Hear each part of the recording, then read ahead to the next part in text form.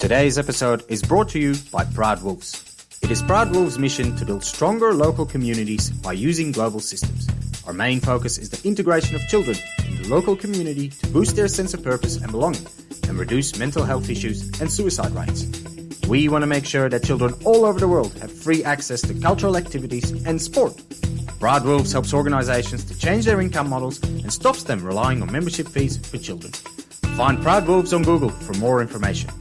Now, get ready for your All-NBA Team of the Week.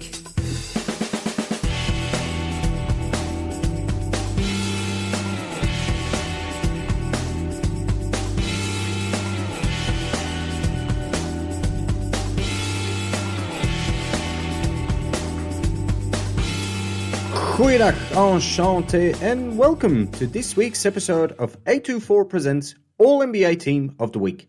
Our small sample size is slowly getting bigger, and we're starting to see some shifts in the league. The Warriors are getting stronger every game, and the Lakers seem to be getting worse. The Nets have found their groove, and their neighbours from New York City seem to have a better bench than a starting five. The Clippers are deceivingly strong, and the Pelicans are a total dumpster fire. We selected 5 players from teams that have overachieved this week. Some of those were expected, others a total surprise. Get ready for your All-NBA Team of the Week. Before we move on, I'd like to talk to you about A24.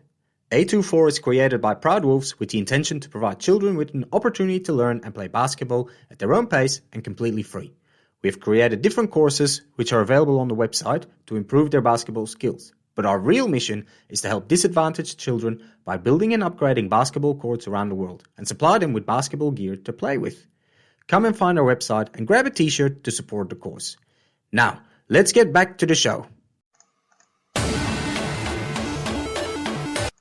Pick one! Our first pick of the week is Shea Gilges Alexander of the Oklahoma City Thunder. The Thunder are on a 4-game winning streak, beating the struggling Lakers, the Spurs, the Pelicans, and the Kings. Not the most difficult schedule, but these are the teams that everybody expected OKC to lose to. These are teams that are going to be fighting for playing positions in the West. Maybe not so much the Lakers, but the other 3 definitely. And OKC beating these teams put them in the mix all of a sudden to make the playing games. In fact, they are only 2 games behind a spot in the top 6 right now. Granted, the season is still long and there is plenty of time to tank later on, but considering they're already 4 games up on Houston and New Orleans and have a roster that really clicks already, the Thunder might be adjusting their goals early on. SGA is the driving force behind this Thunder team, averaging 22.5 points over 5 rebounds and nearly 4.5 assists a game. He has improved every aspect of his game. He's shooting more, especially threes. He's grabbing more rebounds and dishing out more dimes than ever before. And he's doing it in 35 minutes a game. If he can lift his shooting averages to what they were last season, he'll be banking up even more points. Shea is scorching hot right now, and I can't imagine the Thunder deciding to sit him down halfway through the season, like they did last year. Especially because he's not the only one playing at a high level. Luguentz Dort is playing really well. Darius Bazley is looking better than last season, and rookie Josh Giddey is putting his name in the hat for Rookie of the Year consideration. This young core is overperforming early on and could change the trajectory for GM Sam Presti and his war chest of draft picks. They have the luxury of creating a winning culture in OKC, letting the young guys play for every win and still find a way to get to the top of the draft board. With all the pieces he has available, Presti should be able to trade his way to the top pick over the next few drafts. This way, the Thunder could potentially be playing competitive playoff basketball in less than 3 years. And wouldn't that be a shock to everyone around the league? Pick 2! Our second pick of the week is Chris Paul of the Phoenix Suns. After a difficult start, losing 3 games out of 4, the Suns have now won 7 games in a row, led by Chris Paul and Devin Booker. Paul started off slow this season, and the whole team suffered. After a very difficult playoff run last season, with many little injuries, Paul needed some time to recover before the start of the season. It took him 4 games to finally find his form, and now that he has, the Suns are on fire. Their winning streak has brought them back to the top region of the Western Conference, sitting behind the unbeatable Warriors. It is the same position they finished in last season, and it is exactly where they want to be. It is no secret that Paul is approaching the final stages of his career. At 36 years old, he has over 1,100 games under his belt. There are only 4 other active NBA players that have played more. Obviously LeBron, but also Carmelo, Iguodala, and Dwight Howard.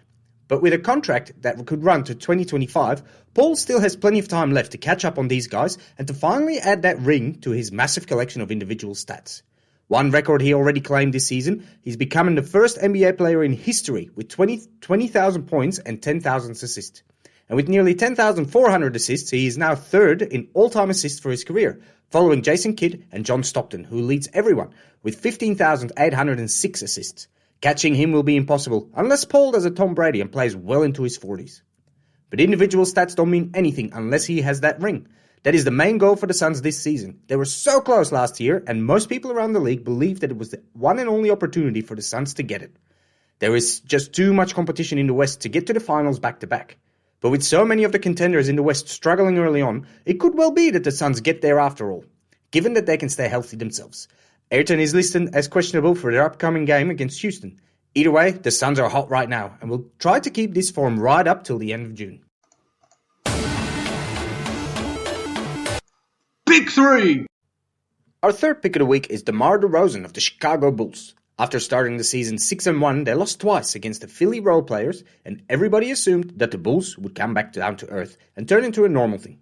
But Demar Derozan is refusing to lay down and is so far playing the best season out of his career. After those losses, they beat the Nets and Dallas, but finished the week with a humble loss against who else but the Warriors. With a West Coast trip to both LA teams, Portland and Denver, the Bulls now have a chance to improve on their record again, since most of those teams are battling through their own struggles. The Clippers and Denver could be tough customers, but the Blazers and the Lakers could be a cakewalk for DeRozan, Levine, and the rest. DeRozan is averaging 25 points per game, 5.5 rebounds, and nearly 4 assists. He's shooting a lot more threes than throughout his career and making them at a much higher percentage. He has completely transformed his game and is looking a lot more like the DeRozan who was an East Coast All-Star when he played in Toronto. Maybe the weather in San Antonio was too nice for him, and he prefers a colder climate. He's definitely bringing the heat to Chicago. His passion on the court is pushing his teammates to career highs themselves, and the Bulls are looking more and more like playoff candidates as we're progressing throughout the season. And playoff basketball is what the city of Chicago is craving. It's been 5 years since the Bulls made the playoffs, and 7 since they made it past the first round. It has been more than 10 years ago since Derrick Rose, Joakim Noah, and Luol Deng lost against the Heatles. And we'll continue without touching on to the double three-peat in the 90s. Go watch The Last Dance on Netflix if you want to get more details there. The city of Chicago has been frustrated for nearly 20 years, and I'm not saying that this team will change everything, but at least there is hope again in the Windy City. And if they don't get where they need to be, at least they have the pieces now to make some better moves.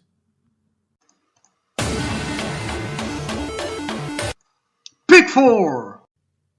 Our fourth pick of the week is Montrezl Harrell of the Washington Wizards. The Wizards are possibly the biggest surprise of the season so far, winning their last 4 games and leading the Eastern Conference. Yes, you heard that right, they are on top of their conference. Less than 3 years ago, this team had no prospects and no future. Their salary cap was held hostage by an injured superstar. Obviously, John Wall didn't injure himself on purpose, but he had the biggest salary on the team and hadn't played a single minute since the start of 2019. When the Wizards appointed Tommy Shepard as new GM in April 2019, things changed. He selected Rui Hachimura in his first draft. He traded the untradeable John Wall for Russell Westbrook in his second offseason, and now this year, he flipped the Westbrook contract to the Lakers for 3 fantastic role players. It is safe to say that Tommy Shepard is a genius. One of those role players is Montrezl Harrell, who made name for himself by slamming the door on the Clippers and signing for the Lakers. He was also the guy who blamed Kawhi and PG for the bad chemistry on that Clippers team. He was never able to insert himself in that Lakers team, and he wasn't the same guy that won the 6th Man of the Year earlier on. But when the Westbrook trade came about, Harrell was very excited to get another chance to prove himself, well away from LA. Together with Kyle Kuzma and KCP, he's now proving to be very valuable for the Wizards. Coming off the bench, he's averaging 18 points a game, 9 rebounds, and nearly 2 assists. These are better numbers than when he became 6th man. Without Beal, they won against Orlando earlier today, after beating the Bucks and the Cavs earlier in the week. Harrell is not the only one performing at a high level, with Kuzma and Dinwiddie playing exceptionally as well. This is the first time in years that Bradley Beal has some support around him. Yes, last year with Westbrook, things went well in the second half of the season, but this is different. The Wizards are playing as a team, with Harrell absolutely dominating on the second unit. This roster is deep, it is young, and it is built perfectly to help Beal win some games. No, they're not a contender yet, but at the speed Tommy Shepard is upgrading this team, it won't take long.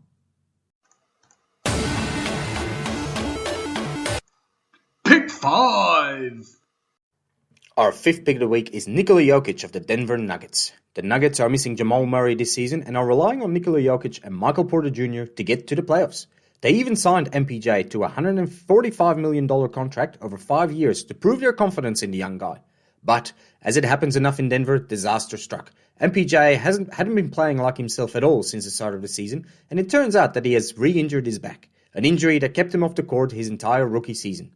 Denver had to go back to the drawing board this week and rethink their strategy to make it to the playoffs. And that strategy is simple. Get the ball to Joker. Jokic is averaging 25 points a game, 14 rebounds and 6 assists. He's playing better than last season when he won the MVP, and he's doing it in less minutes on the court too. Jokic is more aggressive, more present and more dominant than ever before, because he has to be. In that sense, these injuries have come at a perfect time, because Jokic is ready to be that dominant force in and around the arc. That he is more aggressive we saw against Miami, where he retaliated on a cheap shot from Markieff Morris, shoving him in the back. The response of someone who wants to send out a message that he is not to be messed with, someone who is ready to take it all the way. He did get ejected and a suspension as punishment, but that didn't bother the Joker. Without his two elite companions, Jokic needs his other teammates to step up. And in the game against Indiana, when Jokic was suspended, they showed us that they are ready to back up the big man. In a tight game, Will Barton was accurate from deep and scored a total of 30 points, including 6 of 9 from deep. And Aaron Gordon, even though he didn't score much against the Pacers, has already shown us this season that his athleticism and effort on the court goes a long way. I'm not worried about this Denver team. Jokic and the rest will get this team to the playoffs, and when Murray and MPJ return, they will be ready to make a run at the title. Maybe not this year, but soon enough. This was our All-NBA team of the week. Please share the podcast and give us 5 stars. If you have any questions, contact us on a24office@gmail.com. Thank you for listening. We will talk to you next week. Ballers out.